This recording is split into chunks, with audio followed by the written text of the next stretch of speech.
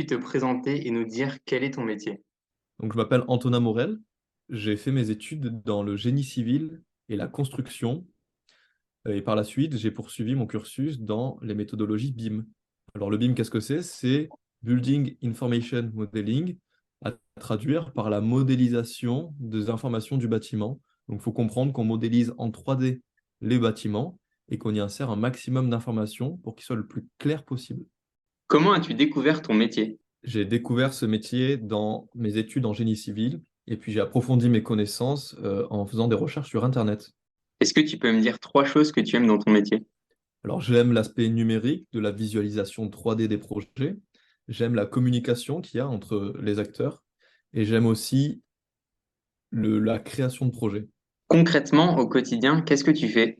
Alors je commence ma journée en lisant les mails que j'ai reçus, en envoyant.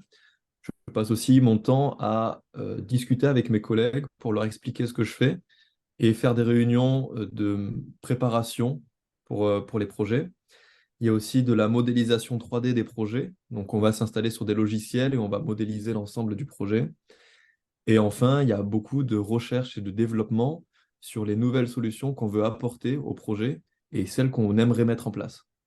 Est-ce que tu peux me dire un ou 2 éléments que tu aimes moins dans ton métier? Il y a la difficulté dans ce métier de devoir amener les gens à travailler donc avec ce nouveau processus de travail. Il peut y avoir des gens réticents, donc il faut savoir amener un discours. Ça, c'est pas forcément une partie évidente. Et une seconde partie qui peut paraître un peu pénible, c'est le temps pour réaliser les projets. C'est des projets qui peuvent durer 10 ans, 15 ans, voire plus. Et on les voit pas forcément mûrir très très vite. Selon toi, quel est l'avenir de ton métier? Alors l'avenir de ce métier, il est assez compliqué. Il a pour déjà les premiers objectifs de ce métier, ça va être de développer au maximum ces processus de travail. Ça va être de trouver de nouveaux cas. On peut trouver de la réalité virtuelle, de la réalité augmentée. Donc, on va s'adapter à cette technologie pour améliorer au maximum notre travail. D'un autre côté, on est là sur une transition numérique. Quand la transition numérique sera entièrement passée, c'est-à-dire que tout le monde utilisera ce processus de façon classique, là, notre métier n'aura plus forcément autant d'importance. Il ne faut pas trop avoir d'inquiétude là-dessus, puisque ça risque d'arriver dans 30 ans, peut-être même plus. Et en attendant, on pourra toujours se greffer à d'autres métiers, puisqu'on a des profils assez pluridisciplinaires qui nous permettront de travailler autant dans le numérique que dans la gestion de projet. Est-ce que tu te sens heureux dans ta situation? Alors moi, j'aime beaucoup ce que je fais. J'ai la chance de travailler dans un domaine qui me passionne beaucoup. Je suis passionné aussi par les nouvelles technologies, donc c'est deux domaines qui se lient assez bien.